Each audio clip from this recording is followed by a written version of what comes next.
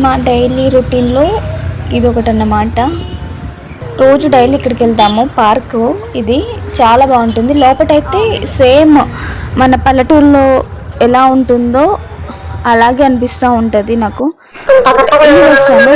ఇక్కడ చాలా బాగా అనిపిస్తుంది, పీస్ఫుల్గా అనిపిస్తుంది. ఇంత డిప్రెషన్ టెన్షన్ ఉన్నా ఇక్కడికి వచ్చేసి ½ కూర్చొని వెళ్ళిపోతే పానీపూరి దగ్గరికి మాత్రం వచ్చాము. రోజు తినను, బట్ ఈరోజు తింటున్నాను.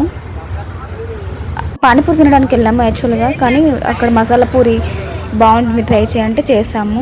అక్కడ నుండి లోపలికి వెళ్తుంటే ఇక్కడ ఆర్గానిక్ ఫుడ్స్ అవి కనిపించాయి, డ్రై ఫ్రూట్స్, ఆయిల్స్ అవి. ఇంకా పక్కన చెరుకు రసం.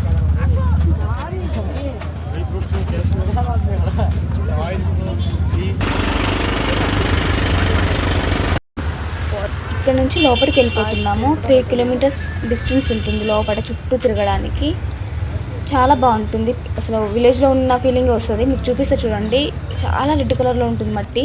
మనం ఈ మట్టి ఎత్తుకొచ్చుకొని మన ఇంటి ముందు ఇట్లా అలుక్కుంటామంటారు, అంటే అలుక్కుంటాం కదా, అదే అనమాట. అదే మట్టి గుర్తుకొస్తుంది. ఆ మట్టి వాసన అసలు ఎంత బాగుంటుందంటే చాలా బాగుంటుంది. పక్క అలా వెళ్తుంటే అది చెప్పే వాళ్ళకి కాదు, చూసే వాళ్ళకి అర్థమవుతుంది. ఆ మట్టి తినేంత లాగా అనిపిస్తుంది అనమాట. ఇంకా అలా ముందుకు నడుచుకుంటూ వెళ్తున్నాము. మొత్తం ఇంకా పక్కన అపార్ట్మెంట్ ఉంది. పెద్దవాళ్ళు, చిన్నపిల్లలు, స్టూడెంట్స్ అందరూ టైం స్పెండ్ చేయడానికి ఈవినింగ్ టైంలో వస్తారు. మేము కూడా డైలీ వస్తాము. ఒక ½ అవర్ టైం స్పెండ్ చేసి వెళ్తాము. బాగుంటుంది ఇక్కడ. అంటే పిల్లలు ఆడుకోవడానికి కూడా ఫెసిలిటీస్ ఉన్నాయన్నమాట. ఇక్కడ నడుచుకుంటూ వెళ్తున్నాము. ఇది చూడండి ఎలా ఉందో. అక్కడ ఏదైనా పెట్టేస్తారేమో. నువ్వే అజీ పాపకి ఏమైనా తీసుకు. కుకింగ్ వీడియోస్ నేను కంటిన్యూస్గా పెట్టలేకపోతున్నాను కొన్ని రీజన్స్ వల్ల, కానీ పెడతాను. మంచి మంచి ఫుడ్ వీడియోస్ పెడతాను. దయచేసి సపోర్ట్ చేయండి. నా ఛానల్ సబ్స్క్రైబ్ చేసుకోండి.